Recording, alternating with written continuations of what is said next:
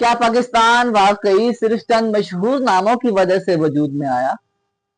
کیا یہ ملک صرف ایک آدمی کے فیصلے سے بنا یا ایک شاعر کے چند اشعار سے؟ تو جواب نہیں ہے، کیونکہ 14 اگست 1947 کے پیچھے ایک شاعر تھا جس نے خواب دیکھا، ایک وکیل تھا جس نے اس خواب کو حقیقت میں بدلا، ایک کیمبرج کا طالب علم تھا جس نے اس ملک کو نام دیا اور خود گمنامی کے نام میں مر گیا، اور انگنت عام لوگ تھے جنہوں نے اپنا سب کچھ اس زمین کے لیے قربان کر دیا۔ اور پھر آزادی کے بعد بھی یہ کہانی رکی نہیں۔ سائنسدانوں، ڈاکٹروں، فوجیوں اور فنکاروں نے اس ملک کو دنیا کے نقشے پر زندہ رکھا۔ آج 14 اگست کے موقع پر ہم انہی میں سے کچھ کہانیاں سنیں گے، کچھ جانی پہچانی تو کچھ کم معروف، مگر سب کی سب سچی کہانیاں۔ تو شروعات کرتے ہیں سر سید احمد خان سے، جنہیں تعلیم کا سپاہی بھی کہا جاتا ہے۔ 1857 کی جنگ آزادی کے بعد جب مسلمانان ہند کی سیاسی اور تعلیمی حالت تباہی کے دہانے پر تھی، ایک شخص نے فیصلہ کیا کہ ہتھیار نہیں بلکہ تعلیم ہی مسلمانوں کو دوبارہ زندہ کر سکتی ہے۔ سر سید احمد خان نے 1875 میں علی گڑھ میں ایک کالج کی بنیاد رکھی، جو بعد میں علی گڑھ مسلم یونیورسٹی بنا۔ وہ ادارہ جس نے آنے والی نسلوں کی وہ قیادت کی جس نے مسلم لیگ کی بنیاد رکھی۔ روایتی علماء کی شدید مخالفت کے باوجود سر سید احمد خان ڈٹے رہے۔ آج انہیں دو قومی نظریے کا ابتدائی داعی سمجھا جاتا ہے۔ سر سید احمد خان نے مسلمانوں کو یہ سمجھایا کہ تعلیم کے بغیر قوم کی ترقی تو ممکن ہی نہیں، لیکن اس تعلیمی بیداری سے آگے چل کر ایک ایسا ذہن پیدا ہوا جس نے صرف ترقی کا خواب دیکھنا شروع کیا۔ اس خواب کو علامہ اقبال نے الفاظ دیے۔ 29 دسمبر 1930۔ الہ آباد ایک شاعر جسے سیاسی اقتدار حاصل نہیں تھا، آل انڈیا مسلم لیگ کے اجلاس میں کھڑا ہوا اور ایک ایسا تصور پیش کیا جو اس وقت کسی کو حقیقت نہیں لگتا تھا۔ شمال مغربی ہندوستان کے مسلم اکثریتی علاقوں کے لیے ایک الگ ریاست۔ یہ علامہ محمد اقبال رحمت اللہ علیہ تھے، وہ شخص جسے مفکر پاکستان اور شاعر مشرق بھی کہا جاتا ہے۔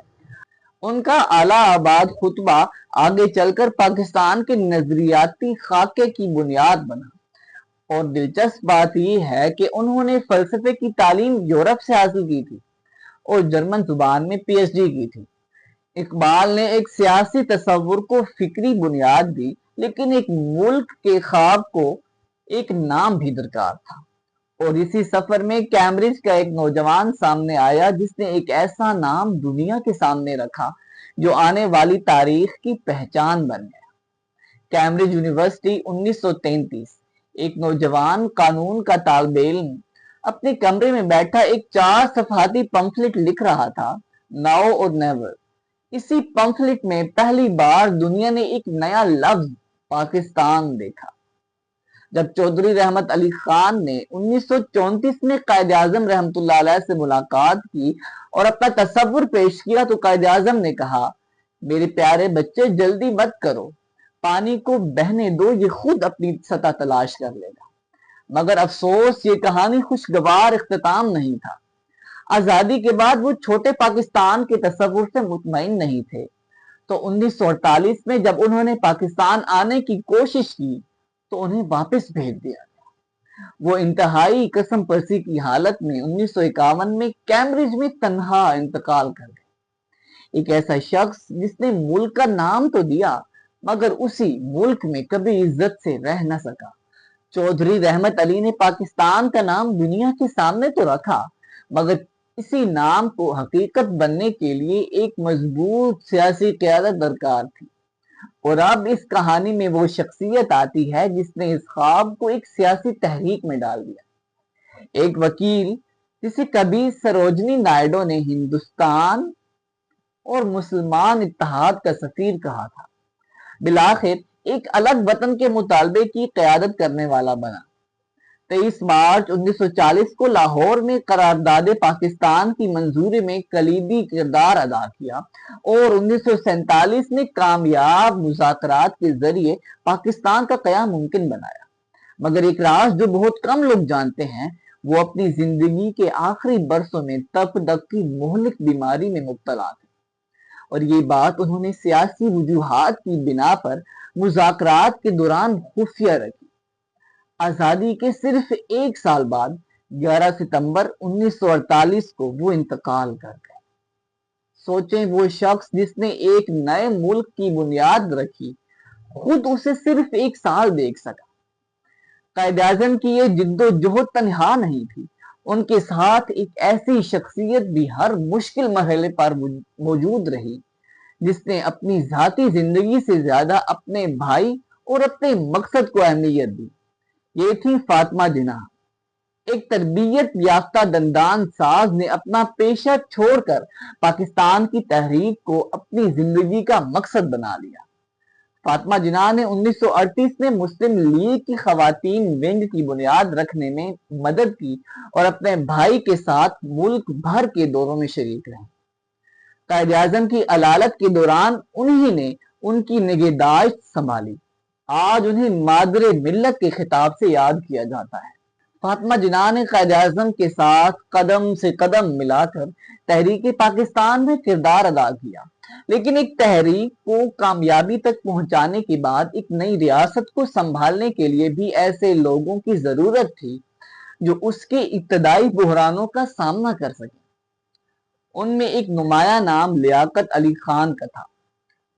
पाकिस्तान के पहले वजीर आजम जो कायद-ए-आज़म के दस्ते रास्त थे, उन्होंने नौज़ायदा रियासत को माली और इंतजामी बहरानों के दौरान में संभाला और 1949 में करारदाद मकासद की मंजूरी में कलीदी किरदार अदा किया। मगर 16 अक्टूबर 1951 को रावलपिंडी के एक जलसे में वो कत्ल कर दिए गए। पाकिस्तान की सियासी तारीख का एक बड़ा सानेहा जिसने मुल्क को अपनी पहली बड़ी क़यादत से महरूम कर दिया। पाकिस्तान बन चुका था, मगर आजादी के बाद इस मुल्क की हिफाजत एक नई आजमाइश बन गई। सियासत के मैदान के बाद अब कहानी उन लोगों की तरफ बढ़ती है जिन्होंने अपनी जान की कीमत पर इस वतन की सरहदों का दिफा किया। मेजर अजीज भट्टी शहीद, जिन्हें मुहाफिज लाहौर भी कहा जाता है, 1965 की जंग बरकी सेक्टर लाहौर एक फौजी अफसर 5 दिन और रातें मुसलसल दुश्मन के टैंकों और तोप खानों की जद में अपनी चौकी ना छोड़ी, यहां तक कि 6 दिसंबर को एक गोले की जद में आकर शहीद हो गए। मेजर अजीज भट्टी को मुहाफिज लाहौर कहा जाता है और उन्हें पाकिस्तान का सबसे बड़ा फौजी एजाज निशान हैदर दिया गया। मेजर अजीज भट्टी ने साबित किया कि वतन की हिफाजत के लिए उम्र नहीं, अज़म अहम होता है। चंद बरस बाद एक और नौजवान ने अपनी जान कुर्बान करके इसी अज़म की एक नई मिसाल कायम की। राशिद मिन्हाज शहीद, सबसे कम उम्र हीरो। 20 अगस्त 1971 एक 20 साल नौजवान पायलट तरबियती परवाज पर जब उसके इंस्ट्रक्टर ने तैयारा दुश्मन की तरफ अगवा करने की कोशिश की, राशिद मिन्हाज ने मुजाहिमत की और तैयारे को गिरा दिया। अपनी जान देकर उसे दुश्मन के हाथ लगने से बचा लिया। वो निशान हैदर के सबसे कम उम्र वसूल कुनिंदा बने, सिर्फ 20 साल की उम्र में, और पाक फिजाइया की वाहिद निशान हैदर याफ्ता अफसर। राशिद मिन्हाज ने आसमान में अपने वतन की हिफाजत करते हुए जान दी, लेकिन पाकिस्तान की खिदमत सिर्फ मैदान जंग में नहीं हुई। इस मुल्क के कुछ बेटों ने इल्म और साइंस के मैदान में भी पाकिस्तान का नाम दुनिया तक पहुंचाया। डॉक्टर अब्दुल सलाम, वो साइंसदान जिसे अपने ही वतन ने भुला दिया। जंग के एक कस्बे से निकलने वाला एक तालिबे इल्म 1979 में तिबियात का नोबल इनाम हासिल करने वाला पहला पाकिस्तानी साइंसदान। मगर ये कहानी खुशगवार नहीं। 1974 में पाकिस्तान ने जब अहमदी बरादरी को गैर मुस्लिम करार देने का कानून मंजूर किया, तो डॉक्टर अब्दुल सलाम, जो खुद अहमदी थे, इसके बाद वतन छोड़ने पर मजबूर हुए। اور طویل عرصے تک پاکستانی نصابی کتابوں میں ان کا نام ہی حذف رہا۔ ایک ایسا شخص جس نے پاکستان کا نام دنیا کی سب سے بڑی سائنسی برادری میں روشن کیا، اپنے ہی ملک میں فراموش کر دیا گیا۔ اٹلی کے شہر ٹریسٹے میں انہوں نے جو international centre for theoretical physics قائم کیا، وہ آج بھی ترقی پذیر ممالک کے سائنسدانوں کی تربیت کر رہا ہے۔ عبدالسلام نے سائنس کی دنیا میں پاکستان کا نام روشن کیا، اور پاکستان کی سائنسی تاریخ کا ایک اور باب اس وقت لکھا گیا جب ایک اور پاکستانی سائنسدان ملک کے ایٹمی پروگرام سے جڑ گیا۔ جی ہاں، ڈاکٹر عبدالقدیر خان۔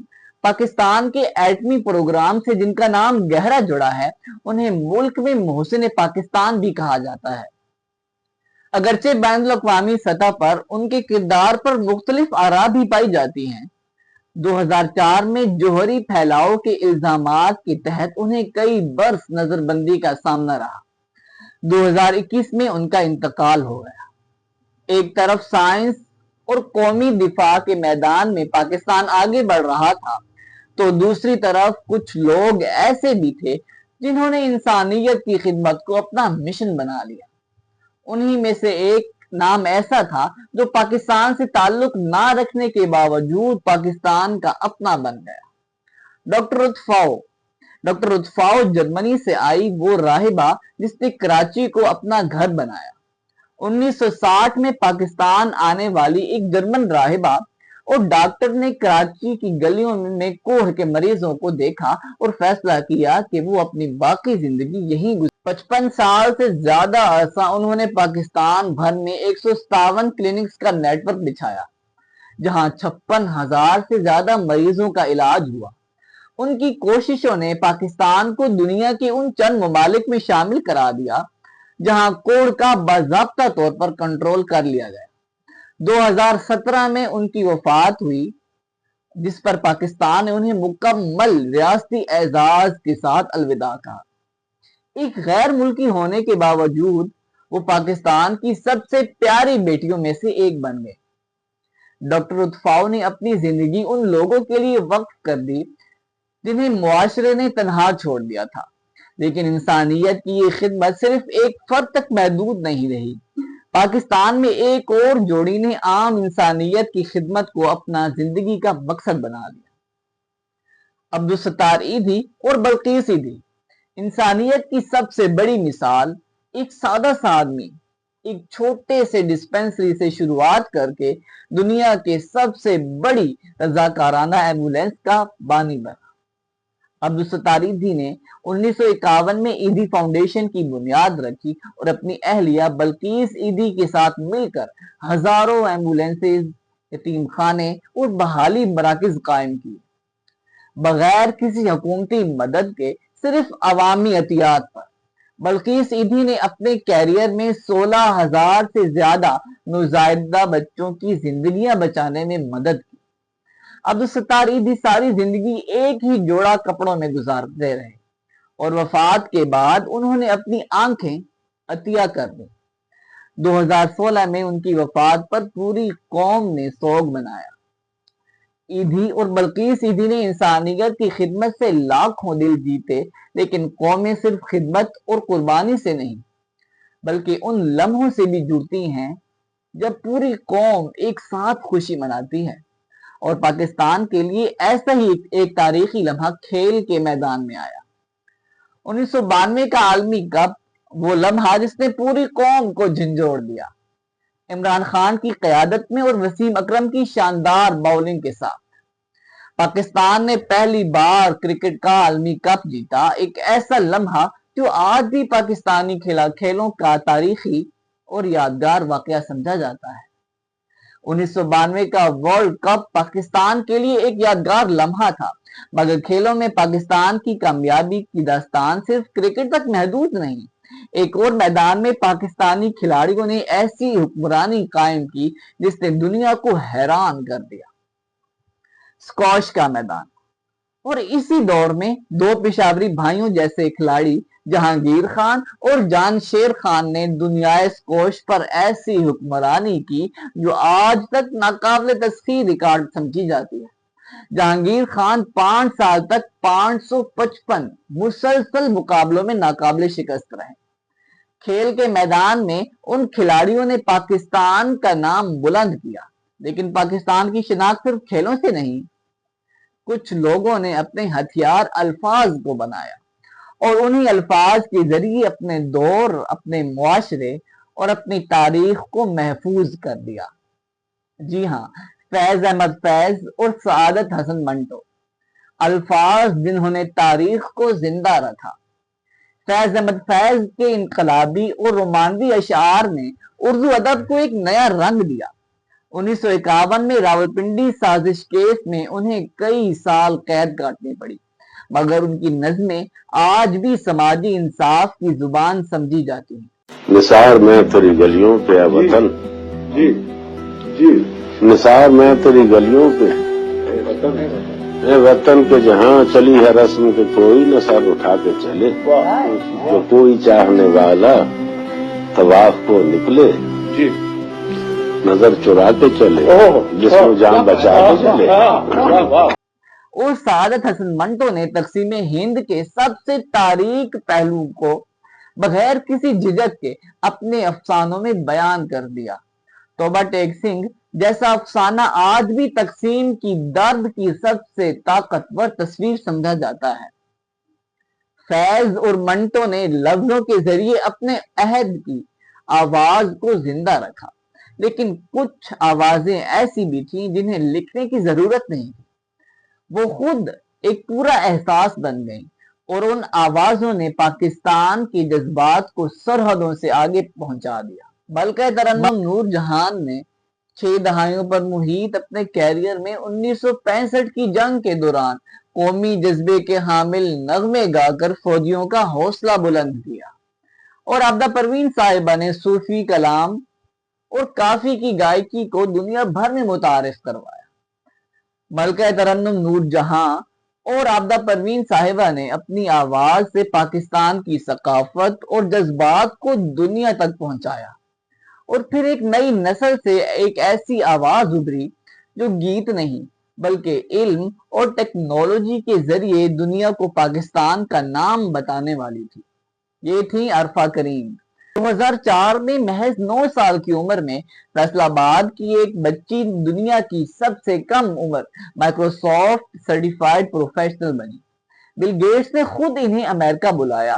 افسوس 2012 میں صرف 16 سال کی عمر میں مرگی کے دورے کے باعث ان کا انتقال ہو گیا، مگر لاہور میں عرفہ سافٹ ویئر ٹیکنالوجی پارک آج بھی ان کے نام سے قائم ہے، پاکستان کا سب سے بڑا آئی ٹی پارک، اور نوجوان نسل کے لیے ایک مسلسل یاد دہانی کہ عمر کبھی کامیابی کی حد نہیں ہوتی۔